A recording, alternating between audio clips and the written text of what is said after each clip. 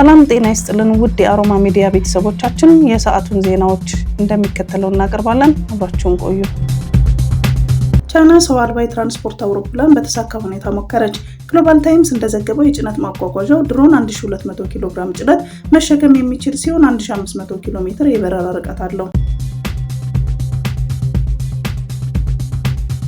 በኖርዌይ አንድ የጭነት መርከብ የአንድ ግለሰብ መኖሪያ ቤት ግቢ የአረንጓዴ ስፍራ ውስጥ በመግጨት ሲቆም የቤቱ ባለቤት ድብን ያለ ኃይለኛ እንቅልፍ ውስጥ ነበር። ጆሃን የተባለው የቤቱ ባለቤት ኃይለኛ እንቅልፍ ውስጥ ሳለ 135 ሜትር የሚረዝመውን የጭነት መርከብ ከእርሱ የግል መኖሪያ አረንጓዴ ስፍራ ጋር ነው የተጋጨው። ሆኖም አደጋው በደረሰ ሰዓት ያልነቃው የቤቱ ባለቤት አደጋውን ያዩ ጎረቤቶቹ የእሱን ደህንነት ለማረጋገጥ በሄዱበት ጊዜ ነበር ከእንቅልፉ የነቃው። ይህ ሰው እንደተናገረው ከሆነ በር መክፈት በማልፈልግበት ሰዓት ነበር የቤቱ መጥሪያ የጠራው። ወደ እንቅልፌ መመለስ ፈልጌ የነበረ ቢሆንም በተደጋጋሚ ሲጮህ ተነስቼ በሩን ከፈትኩት ብሏል። በር ላይ የማውቀው ሰው በአግራሞት እያየኝ መርከቡን አልተመለከትከውም ባለ ጊዜ ነው መስኮቴን ከፍቼ መርከቡን ያየሁት እንጂ አላየሁትም ነበር በማለት መልሷል። በእርግጥ መርከቡ በባህሩ ዳርቻ በሚገኘው አረንጓዴ ስፍራ ጥሶ ሲገባ የግለሰቡን ቤት ባለመንካቱ የግለሰቡን እድለኝነት አስቦለታል። እስራኤል በጋዛ በፈጸመችው የአየር ጥቃት በካን ዩኒስ ከተማ በሚገኝ ሆስፒታል የምትሰራ ዶክተር ቤትን መጥቶ ከ10 ልጆቿ መካከል 9ን ገደለ። በሐማስ የሚመራው ጤና ሚኒስቴር ዳይሬክተር ያጋሩትና ቢቢሲ እውነተኛነቱን ባረጋገጠው ተንቀሳቃሽ ምስል ላይ ትንንሽ በእሳት የተቃጠሉ አስክሬኖችን በካን ዩኒስ ጥቃት ከደረሰው ፍርስራሽ ውስጥ ሲወጡ ያሳያል። የእስራኤል መከላከያ በካን ዩኒስ ከእስራኤል ወታደሮች አጠገብ በሚገኝ ቦታ ሲንቀሳቀሱ የታዩ በርካታ ተጠርጣሪዎችን መተናል ብለዋል።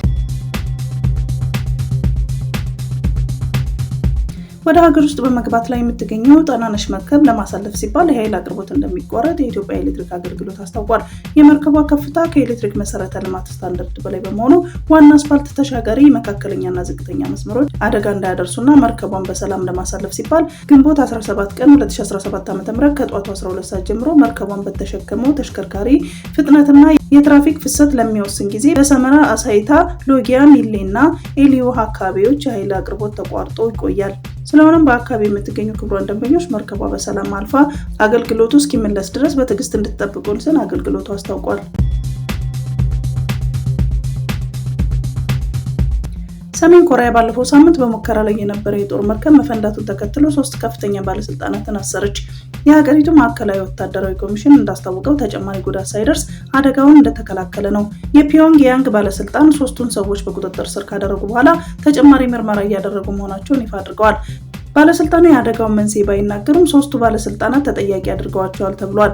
የሰሜን ኮሪያ መሪ ኪም ጆንግ ኡን በሰጡት መግለጫ ክስተቱን የወንጀል ድርጊት ፍጹም ግዴለሽነት የታየበትና ኃላፊነት የጎደለው ሲሉ ተችተውታል። ቦይንግ የኢትዮጵያና የኢንዶኔዥያ አየር መንገዶች ላይ ከደረሱት 737 ማክስ 8 የመከስከስ አደጋዎች ጋር በተያያዘ ከአሜሪካ መንግስት ጋር ያለመከሰስ ስምምነት ሊያደርግ መሆኑን የአሜሪካ የፍትህ መስሪያ ቤት አስታወቀ። በስምምነቱ መሰረት አውሮፕላን አምራቹ ቦይንግ በሚቀርብለት የማጭበርበር ወንጀል ክስ የሚነሳለት ይሆናል። ቦይንግ የፌዴሬሽን አቪዬሽን ባለስልጣናት የሚያካሂዱትን ምርመራ ማደናቀፉን አምኖ ለጥፋቱ $1.1 ቢሊዮን ቅጣት ለመክፈል ተስማምቷል። እንደ አውሮፓውያኑ አቆጣጠር በ2018 እና በ2019 የደረሱት 2 የአውሮፕላን መከስከሶች የ346 ሰዎች ህይወትን ቀጥፏል። መንግስት የሟቾችን ቤተሰቦች ማነጋገሩን ገልጾ በርካቶች ድጋፋቸውን ሰጥተዋል ወይንም በስምምነቱ ላይ ያላቸውን ተቃውሞ አላሰሙም ብሏል። የአውሮፓ ህብረት ከአሜሪካ ጋር ያለውን የንግድ ልውውጥ በመከባበር ላይ ያተኮረ እንዲሆን ጠየቀ። የአውሮፓ ህብረት ለንግድ ኮሚሽነር ሴፍኮቪች ሲናገሩ እኛ ለሁለታችንም በሚጠቅም ስምምነት ላይ ለመስራት ዝግጁ ነን ብለዋል። ጨምሮም የአውሮፓና የአሜሪካ ንግድ ልውውጥ ሚዛናዊ ባለመሆኑ በጋራ መግባባት እንጂ በማስፈራራት ሊመራ አይገባውም። አሜሪካ ለምትወስደው እርምጃ እኛም ራሳችንን ለመከላከል እርምጃ መውሰዳችን አይቀርም በማለት አስታውቀዋል። ኮሚሽነሩ ይህንን የተናገሩት ትናንት የአሜሪካ ፕሬዝዳንት ትራምፕ በአውሮፓ ህብረት ላይ የ50% ታሪፍ እንዲጣል ምክረ ሀሳብ ማቅረባቸውን ተከትሎ ነው። ይህ ውሳኔ ከሚቀጥለው ሳምንት አንስቶ ተግባራዊ እንደሚሆን ይጠበቃል። መረጃዎች እንደሚያሳዩት የአውሮፓ ህብረት ባለፈው ዓመት ብቻ ከ$600 ቢሊዮን በላይ የሚያወጣ ምርት ወደ አሜሪካ ልኳል። በአንጻሩም አሜሪካ ወደ አውሮፓ የላከችው ደግሞ $370 ቢሊዮን የሚሆን ምርት ነው። አንዳንድ የአውሮፓ መሪዎች የትራምፕ ውሳኔ ሁለቱንም እንደሚጎዳ እየተናገሩ ይገኛሉ። የአየርላንድ ጠቅላይ ሚኒስትር ዛሬ በሰጡት መግለጫ የተሻለ የሚሆነው ተደራድረን ብንስማማ ነው ያሉ ሲሆን የፈረንሳይ ንግድ ሚኒስትር በበኩላቸው እኛም የአጸፋ እርምጃ እንወስዳለን በማለት አስጠንቅቀዋል። ሩሲያ በ298 ድሮን እና 69 ሚሳኤል ዩክሬንን መደብደቧ ተገለጸ። የዩክሬን ጦር ኃይል እንዳስታወቀው ሩሲያ ዛሬ በፈጸመችው ጥቃት ለሁለተኛ ተከታታይ ቀን ነው በዛሬው ዕለት ብቻ 298 ድሮን እና 69 ሚሳኤል መተኮሷን የገለጸው የጦር ኃይሉ በዚህ ቢያንስ 12 ሰዎች መገደላቸውን አስረድቷል። በዋና ከተማዋ ኪየቭ 4 ሰዎች መገደላቸውንና ሌሎች 11 መቁሰላቸውን ጠቅሶም የከተማው ነዋሪዎች ጥቃቱን በመሸሽ በባቡር ጣቢያዎች ውስጥ ለመደበቅ መገደዳቸውን አስታውቋል።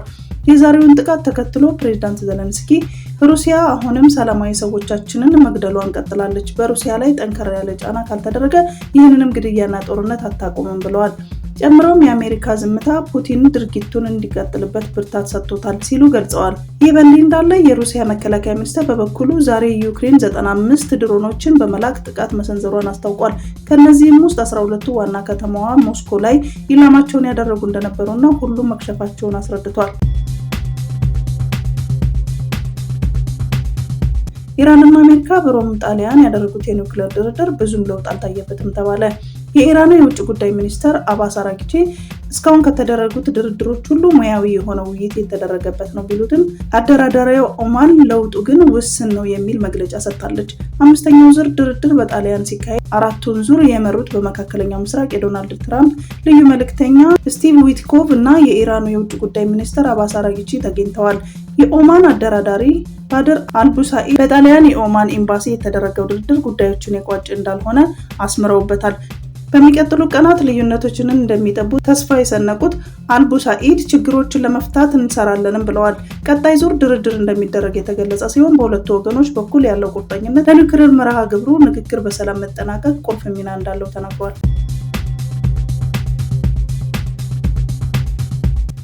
የተቀናጀ የኩፍኝ በሽታ መከላከያ ክትባት ከሰኞ ጀምሮ በአዲስ አበባ መስጠት ይጀምራል። የተቀናጀ የኩፍኝ በሽታ መከላከያ ክትባት ዘመቻ ከሰኞ ግንቦት 18 ቀን ጀምሮ ለ10 ቀናት በአዲስ አበባ እንደሚካሄድ የአዲስ አበባ ጤና ቢሮ አስታወቀ። የአዲስ አበባ ጤና ቢሮ ኃላፊ ዶክተር ዮሐንስ ጫላ የተቀናጀ የኩፍኝ በሽታ መከላከያ ክትባት ዘመቻን አስመልክቶ ለመገናኛ ብዙሃን መግለጫ ሰጥተዋል። በመግለጫቸው እንደ ሀገር በተሰራ የኩፍኝ በሽታ ተጋላጭነት ትንተና በ5.2 ሚሊዮን በላይ የሚሆኑ ህጻናት በዚህ በሽታ የመያዝ ስጋት እንዳለባቸው መናገራቸውን ኢዜአ ዘግቧል። ይህንን የወረርሽኝ ስጋት ለማስቀረት የተቀናጀ የኩፍኝ በሽታ መከላከል ክትባት ዘመቻ እንደ ከተማ አስተዳደር ከግንቦት 18 ቀን እስከ 27 ቀን 2017 ዓ.ም ይካሄዳል ብለዋል። በዚህ ዘመቻ ሁሉም እድሜያቸው ከ9 ወር እስከ 5 ዓመት የሆናቸው ህጻናት በሙሉ ከዚህ በፊት በመደበኛው ሆነ በዘመቻ ቢከተሙም ባይከተሙም በዚህ ዘመቻ የሰጠውን ማጠናከሪያ ክትባት እንዲወስዱ ተናግረዋል። ክትባቱ በከተማ አስተዳደሩ ባሉ 96 ጤና ጣቢያዎችና 1536 በተመረጡ ጊዜያዊ ክትባት መስጫ ጣቢያዎች ለተከታታይ 10 ቀናት እንደሚሰጥ አስታውቀዋል። ወላጆችና አሳዳጊዎች ልጆቻቸው ወደ ክትባት ጣቢያ ወስደው እንዲያስከትቡም ጥሪ አቅርበዋል። ትራምፕ አፕል ኩባንያ ስልኮችን በአሜሪካ ውስጥ የማያመርት ከሆነ 25 በመቶ ታሪፍ እንደሚጣልበት አስጠነቀቁ።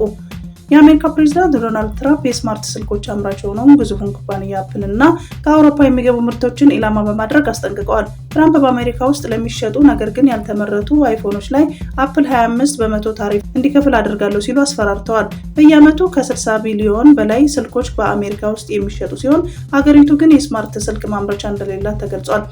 በሰኔ የሚጀምር 5 በመቶ ታሪፍ በአውሮፓ ህብረት ላይ እንዲጣል እንደሚመከር በመግለጽ በአውሮፓ አምራቾች በሚመረቱ የቅንጦት ዕቃዎች፣ ፋርማሲውቲካልስ እና ሌሎች ዕቃዎች ላይ ከፍተኛ ቀረጥ እንደሚያስከትል ጠቁመዋል። ትራምፕ ለአሜሪካ አይፎኖች እዚያው ካልተመረቱ 25 በመቶ ታሪፍ እንደሚጥሉ ማስጠንቀቀዋል። በዜናው ምክንያት የገበያ ዋጋ የቀነሱ ሲሆን ትራምፕ ለአፕል የሰጡት ማስጠንቀቂያ የጊዜ ገደብ እንዳላስቀመጡም ተመላክቷል። ትራምፕ በትሩዝ ሶሻል ላይ ባሰፈሩት ጽሑፍ ከረጅም ጊዜ በፊት ለአፕል በአሜሪካ ውስጥ የሚሸጡ አይፎኖቻቸውን በአሜሪካ ውስጥ እንደሚመረቱ እንጂ በህንድም ሆነ በሌላ ቦታ እንደማይሆኑ ጠብቃለሁ ብዬ ነግሬያለሁ ብለዋል።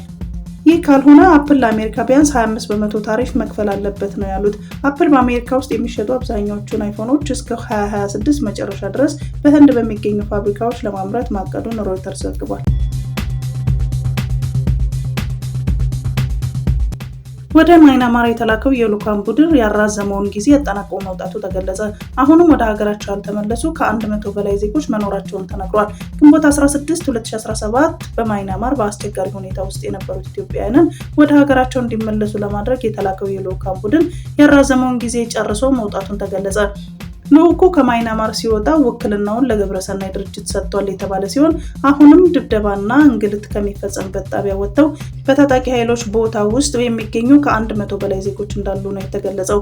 ልጆቻቸው በማይናማር የታገቱባቸው ወላጆች ኮሚቴ አባል አቶ አስጨናቂ በቀለ የልዑኩ ቡድን ወደ ስፍራው ካቀናበት ጊዜ አንስቶ ባሉት 15 ቀናት ውስጥ ከ751 ዜጎች ውስጥ ከ500 በላይ የሚሆኑ ወደ ሀገራቸው እንዲመለሱ መደረጉን ተናግረዋል። ቀሪዎቹ ዜጎች አሁን ያሉበት ሁኔታ በፊት ከነበሩበት የተሻለ ነው ቢባልም ባልተመቻቸ ሁኔታ ውስጥ ያሉ ከ100 በላይ ዜጎች በዲኬቢኤ እና በጂኤፍ ታጣቂ ቡድኖች ጣቢያ ውስጥ እንደሚገኙ ተናግረዋል። ከመንግስት በኩል ጥሩ መነሳሳቶች አሉ ያሉት አቶ አስጨናቂ በግብረሰናይ ድርጅቶች በኩል ስራዎች ተፋጥነው የቀሩት ዜጎች ወደ ሀገራቸው ይመለሳሉ ተብሎ ይጠበቃል ሲሉም ገልጸዋል። ከዚህ ሁሉ መሃል ግን በአስቸጋሪ ሁኔታ ውስጥ ያሉና ተታለው ከገቡበት የማጭበርበር ስራ ውስጥ እስካሁን ያልወጡት 42 ዜጎች መኖራቸውን ተናግረዋል። ዜጎቹ ካሉበት አስቸጋሪ ሁኔታ እንዲወጡ መንግስት አሁንም ያልተቋረጠ የዲፕሎማሲ ስራውን እንዲቀጥል የወላጆች ኮሚቴ አባሉ ጠይቀዋል።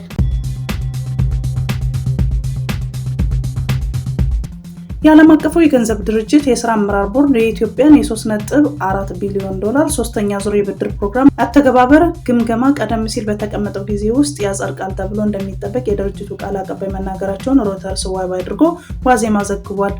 የድርጅቱ የስራ አስፈጻሚ ቦርድ የግምገማ ሰነዱን ለማጽደቅ ቀጠሮ የያዘ በቀጣይ ሰኔ ወር ነው። ቦርዱ ግምገማውን ካጸደቀ ድርጅቱ ከብድሩ 265 ሚሊዮን ዶላሩ ለሀገሪቱ እንዲለቅ ያስችለዋል። ሩሲያና ዩክሬን ለሁለተኛ ጊዜ የእስረኞች ልውውጥ አደረጉ። ዛሬ ብቻ 307 የሩሲያ ወታደሮች ከዩክሬን ተለቀው ወደ ሀገራቸው ገብተዋል ተብሏል። ነገር ግን ሩሲያ በዛሬው ዕለት በዩክሬን ላይ በፈጸመችው ጥቃት 15 ሰዎች መጎዳታቸውን የኪየቭ ባለስልጣናት ገልጸዋል። እያንዳንዱ ኢትዮጵያ ያለበት የውጭ ዕዳ መጠን 575.6 ዶላር መድረሱን የኢትዮጵያ ኢኮኖሚክስ አሶሲዬሽን ባወጣው ሪፖርት ገለጸ። አሶሲዬሽኑ የሀገሪቱን ከ2021 እስከ 2023 የኢኮኖሚ አፈጻጸም አስመልክቶ ግንቦት 14 ቀን 2017 ዓ.ም ባወጣው ሪፖርት ኢትዮጵያ እንደ አውሮፓውያን አቆጣጠር እስከ 2023 ድረስ ያለባትን የብድር መጠን 62.5 ቢሊዮን ዶላር መድረሱንና እያንዳንዱ ኢትዮጵያዊ የተጠቀሰውን መጠን የውጭ ዕዳ እንዳለበት ጠቁሟል። የብድር ጫናው እንዲበዛ ካደረጉ ምክንያቶች መሃል የመንግስት ወጪ አስተዳደር አቅም ማነስ፣ የፕሮጀክቶች አፈጻጸም ደካማነት፣ ኢኮኖሚን ሊደግፉ የሚችሉ ፕሮጀክቶችን አለማስፋት፣ የውጭ ንግድ መቀዛቀዝና የማምረት አቅም እየቀነሰ መምጣት ዋናዎቹ እንደሆኑ በሪፖርቱ ጠቅሷል።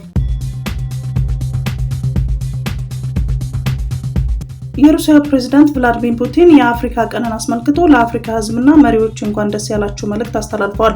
ፕሬዝዳንቱ የዘንድሮ የአፍሪካ ቀን ከሁለተኛ የዓለም ጦርነት ማብቃትና ከተመድ ምስረታ 80ኛ ዓመት እንዲሁም ተመድ በቅኝ ግዛት ስር ያሉ ሀገራት ነፃ እንዲሆኑ አዋጅ ያጸደቀበት 60ኛው ዓመት ጋር መገናኘቱን ታሪካዊ ያደርገዋል ብለዋል። የናዚ መሸነፍና የቅኝ ግዛት ስርዓት መወገድ የሃያኛው መቶ ክፍለ ዘመን ወሳኝ ክስተቶች እንደነበሩ ያስታወሱት ፑቲን ይህም ለሰው ልጅ ሁሉ ነፃና ሰላማዊ ኑሮ እጅግ አስፈላጊ እንደሆነ ገልጸዋል። የአፍሪካ ሀገራት ነፃነታቸውን ባስከበሩባቸው ያለፉት 6 አስርት ዓመታት የዓለም አቀፍ ማህበረሰብ አካል ሆነው ማህበራዊና ኢኮኖሚያዊ ስኬቶችን ማስመዝገባቸውን ፕሬዝዳንቱ ጠቅሰዋል። ፕሬዝዳንት ፑቲን በአፍሪካ ህብረት ማዕቀፍ ውስጥ የተመሰረተው የባለብዙ ወገኖች ትብብር እንዲሁም በርካታ ቀጠናዊ ትብብሮች በአህጉሪቱ የጸጥታና መረጋጋት እንዲጠናከር አስተዋጽኦ አድርገዋል ብለዋል። ሀገራቸው ከአፍሪካ ጋር የቆየውን የወዳጅነት ግንኙነት እንዲጠናከር እንደምትፈልግ ያወሱት ፑቲን በ2019 እና በ2023 የተካሄዱት የሩሲያና አፍሪካ ጉባኤዎች ሩሲያና አፍሪካ በዓለም አቀፍ ጉዳዮች ላይ የጋራ አቋም እንዲይዙ ማስቻላቸውን ገልጸዋል። ፕሬዝዳንቱ በመጨረሻ ለአፍሪካ ህዝብ ጤናና ስኬት፣ ሰላምና ብልጽግና ተመኝተዋል።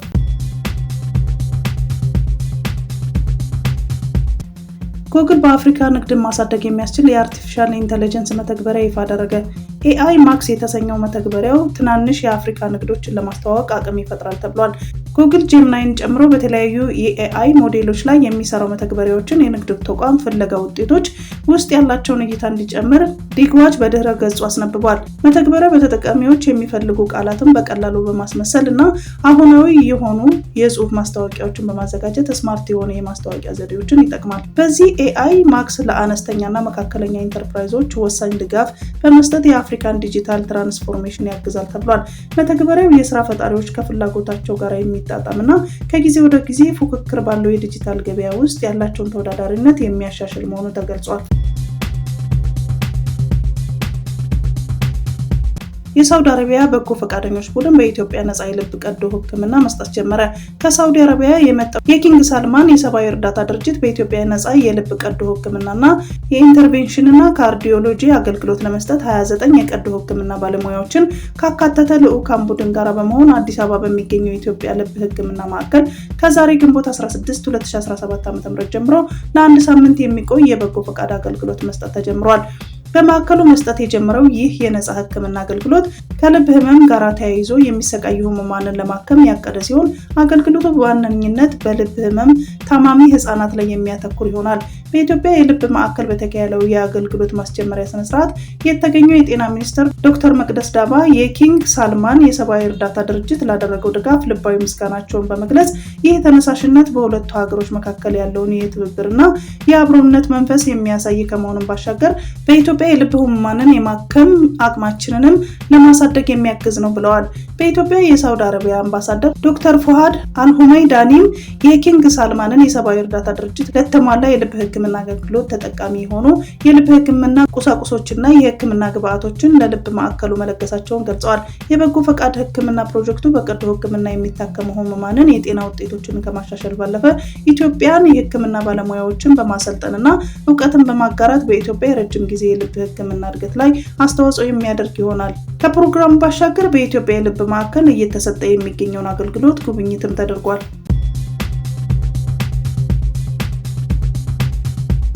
የዓለም ጤና ድርጅት ዋና ዳይሬክተር ዶክተር ቴድሮስ አድሃኖም አሜሪካ ለታዳጊ ሀገራት የምትሰጠውን እርዳታ በከፍተኛ ደረጃ መቀነሷን የፈጠረውን ቀውስ የታዳጊ ሀገራትን የጥገኝነት መጠን ስለሚያሳይ እንደ አፍሪካዊነቴ ያሳፍረኛል ሲሉ ለቴሌግራፍ ጋዜጣ ተናግረዋል። ሆኖም የዓለም አቀፍ እርዳታ ማሽቆልቆሉን በረጅም ጊዜ የጥገኝነት ስነልቦናን በማስወገድ ለታዳጊ ሀገራት መልካም አጋጣሚ ይዞ እንደሚመጣ ዶክተር ቴድሮስ ተስፋቸውን ገልጸዋል። ዶክተር ቴድሮስ አሜሪካ ለታዳጊ ሀገራት የምትሰጠውን እርዳታ ከማቋረጧ በፊት 6 ወር ወይም 1 ዓመት የመሸጋገሪያ ጊዜ ብትሰጥ ይሻል ነበር በማለት ለጋዜጣው ተናግሯል። አሜሪካ ለዓለም ጤና ድርጅት የገንዘብ ድጋፍ መስጠት ማቆሟን ተከትሎ ቻይና በቀጣዮቹ 5 ዓመታት ለድርጅቱ $500 ሚሊዮን እንደምትለግስ ሰሞኑን አስታውቃለች። ሆንግ ኮንግ አሜሪካ በሃርቫርድ ዩኒቨርሲቲ ላይ ከጣለችው እገዳ በኋላ ብዙ ዓለም አቀፍ ተማሪዎችን እንደምትቀበል አስታውቃለች። ሆንግ ኮንግ ዩኒቨርሲቲዎቿን ለብዙ ዓለም አቀፍ ተማሪዎች ክፍት እንደምታደርግ ነው የገለጸችው። ይህም የአሜሪካ መንግስት በዚህ ሳምንት ሃርቫርድ ዩኒቨርሲቲ የውጭ ተማሪዎችን እንዳይቀበል ለወሰደው እርምጃ የተሰጠ ምላሽ ነው ተብሏል። በሃርቫርድ ዩኒቨርሲቲ ክስ የቀረበበትና በአሜሪካ ዳኞች ለጊዜው እገዳ የተጣለበት ይህ የትራምፕ አስተዳደር ውሳኔ በሺዎች የሚቆጠሩ የውጭ ተማሪዎችን የወደፊት ዕጣ ፈንታ አደጋ ላይ መጣሉ ተገልጿል። ታዲያ የሆንግ ኮንግ የትምህርት ዘርፍ ኃላፊ ክርስቲን ቾይ በቻይና ከተማ የሚገኙ ዩኒቨርሲቲዎችን ከዓለም ዙሪያ የተውጣጡ ምርጥ ተማሪዎችን በተለይም በሃርቫርድ ላይ በተጣለው እገዳ የተጎዱ ተማሪዎችን እንዲቀበሉ ጥሪ አቅርበዋል። በተለይም የሆንግ ኮንግ ሳይንስና ቴክኖሎጂ ዩኒቨርሲቲ ለዓለም አቀፍ ተማሪዎች ያለምንም ቅድመ ሁኔታ የመግቢያና የትምህርት ድጋፍ ለመስጠት እድል ማመቻቸቱን ፍራንስ 24 ዘግቧል። በሃርቫርድ ዩኒቨርሲቲ መረጃ መሰረት 1300 የሚሆኑ ቻይናውያን ተማሪዎች በሃርቫርድ የሚገኙ ሲሆን ይህም ከዓለም አቀፍ ተማሪዎች 1/5 አካባቢ ነው።